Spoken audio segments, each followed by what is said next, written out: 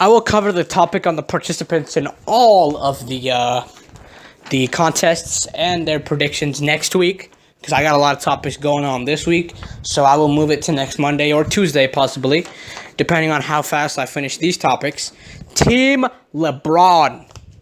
Man, he drafted really well. He went with the starters. He went real well. He went Kevin Durant, Anthony Davis, DeMarcus Cousins, and Kyrie Irving.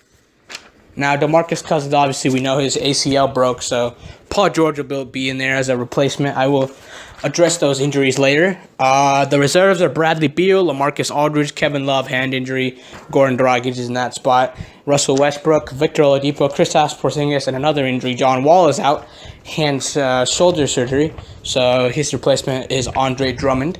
So, yeah, I think now that with the injuries, Team LeBron still looks super solid. You know, you got LeBron, Paul George, and Kevin Durant with Anthony Davis and Kyrie. And then, reserves, you got Russell Westbrook and Porzingis. Then you got Drummond, Aldridge, Beal, and Oladipo, which is a very solid team. I think he, because he had the first pick, he was able to maneuver better, and I think he got better picks. In terms, he got a lot of team chemistry players, but obviously most of them got injured, so now the chemistry is going to work a little differently for Team LeBron, but I think Team LeBron will capture this win. It's just too easy for them. Look at the team evaluation. Team Curry, you got obviously Curry, then you got, probably he took Giannis Antetokounmpo, James Harden, DeMar DeRozan, Joel Embiid. If you look at it positionally, Steph Curry versus Kyrie Irving's obviously better. Giannis Antetokounmpo, LeBron James, come on, Giannis. James Harden, Kevin Durant, James Harden, DeMar DeRozan, Anthony Davis, come on. Joel Embiid, oh, wow. It's sad, man. They don't have a 5 anymore on the starters, though, because of the injury of DeMarcus Cousins. So that puts them out of that, and I guess. But I mean, Joel Embiid's not really he is a 5, but like in terms of the way he plays like a really good guard. He could be anybody on the floor. And reserves, you got Damian Lillard,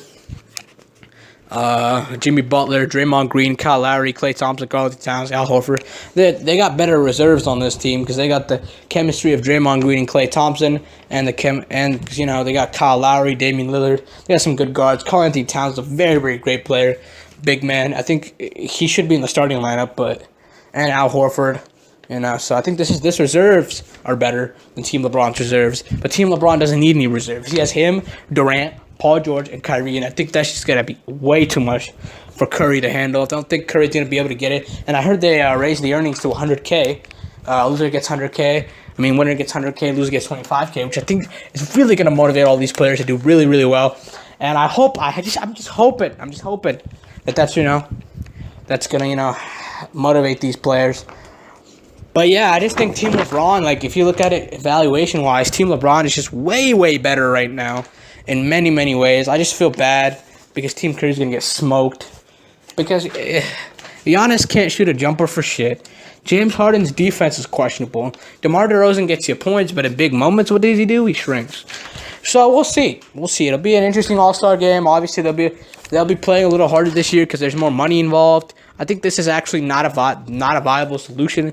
$100K is not too much, They could probably end up donating it anyway, so I don't know if this is the viable solution. But I think it's a good way to sort of help counter what's been happening in the earlier All-Star games where they just don't give a shit. I mean, when Kobe Bryant was playing, it was competitive. Kobe and LeBron would go at each other. It'd be a full-on event. It'd be fun. People would just be all over the place, dunks, But I think this is a really fun format. I think they should have televised the draft. But, players' feelings get sensitive, They should do that thing in hockey where they give the last pick, some sort of concession or something. I don't know why you gotta sit up here and be like, oh, his feelings are gonna get... Look, these are professional players with professional, stuff that they could be doing. So I don't understand really how or why they don't televise the draft. It's a ratings gold if they did, and it just doesn't make sense, man. I don't know why they don't. It's just why wouldn't you? You're making more money off of it, obviously. So why I don't know, man. NBA is complicated. This is complicated, but man, I mean, honestly, this is a great format because it makes it so much more interesting. And obviously, because the Western Conference is way more competitive right now. Let's look at the East. After Blake Griffin's not that much of a talent where you can say, oh, the freaking seismic shift changes. But Paul George, seismic shift changed. Carmelo, seismic shift. But I mean, you got Oladipo. You got Oladipo. I mean, he could get your dunking up. He's a good dunker. Him, Dennis Smith. Dennis Smith in the West, sorry. But fuck, man.